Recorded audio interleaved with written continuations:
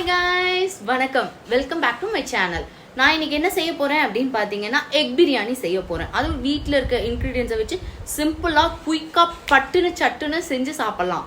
எப்படி செய்யலான்னு பார்க்கலாம் வாங்க. 4 நாட்டுக்கோழி முட்டையை தண்ணியில் கொஞ்சோண்டு சால்ட்டு போட்டு நல்லா வேக வைக்கணும். வேக வச்சு அந்த தோல் உரித்து தனியாக வச்சுக்கணும். இது கோல்டு ஃப்ரை தான் பண்ண போகிறோம்.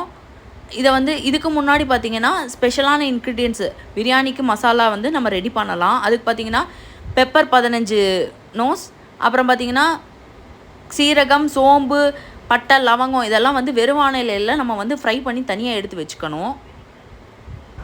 நான் பிரியாணி செய்கிறதுக்கு எவ்வளோங்கிறத உங்களுக்கு வீடியோ ஓடிட்டுருக்கும் போதே அதில் மென்ஷன் பண்ணியிருக்கேன். இன்னொரு ஸ்பூனில் எண்ணெய் ஊற்றி சில்லி தூளும் மஞ்சத்தூளும் போட்டு எடுத்து வச்சுருந்த முட்டையை அவிச்சு வச்சுருந்த முட்டையை போட்டு நல்லா ஃப்ரை பண்ணி தனியாக எடுத்து வச்சுக்கணும். கோல்டன் ப்ரௌன் ஆக்கணும். கிரைண்ட் பண்ணுற பேஸ்ட்டில் பார்த்திங்கன்னா ஜிஞ்சர் கார்லிக் பேஸ்ட்டும் ஒரு ஹாஃப் ஸ்பூன் சில்லி பவுடரும் போட்டு நல்லா கிரைண்ட் பண்ணி தனியாக வச்சுக்கணும்.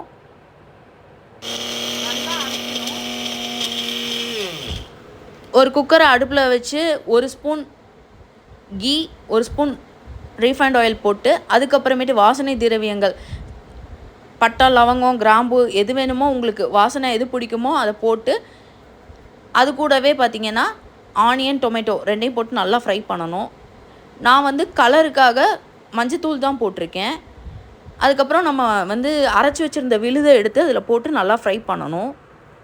தேவையான அளவுக்கு நம்ம சால்ட்டு போடணும். நல்லா ஃப்ரை பண்ணணும். ஃப்ரை பண்ணோன்னா எண்ணெய் பிரிஞ்சு வரும். எண்ணெய் பிரிஞ்சு வந்ததுக்கப்புறமேட்டு நம்ம பாசுமதி ரைஸ் 2 கப்ஸ் எடுத்திருக்கேன். அதை போட்டு நல்லா சாட்டே பண்ணணும். ஒரு 2 நிமிஷம் நல்லா பொறுமையாக கிளறணும்.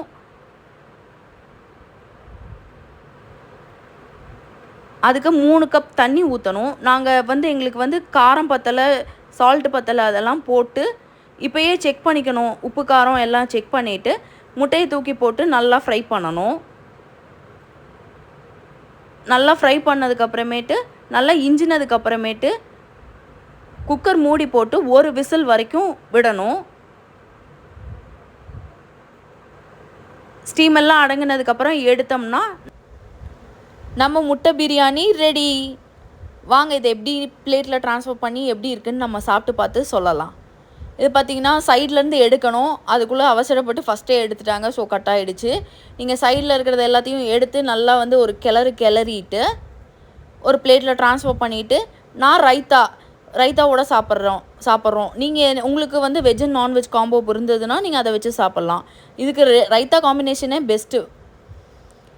பார்த்தீங்கன்னா உதிரியாக பொலன்னு சூப்பராக இருந்தது டேஸ்ட்டு. நீங்கள் ஒரு தடவை நான் சொல்லி கொடுத்த மெத்தடில் கண்டிப்பாக எந்த இதையும் ஸ்கிப் பண்ணாமல் நீங்கள் கண்டிப்பாக செஞ்சு பாருங்கள். எப்படி இருக்குன்னு ஃபீட்பேக் கமெண்ட்டில் கண்டிப்பாக சொல்லுங்கள். இப்போ தான் என் வீடியோ ஃபஸ்ட் டைம் பார்க்குறீங்கன்னா கண்டிப்பாக எனக்கு சப்போர்ட் பண்ணி சப்ஸ்கிரைப் பண்ணுங்கள். Thank you so much love. பாய்.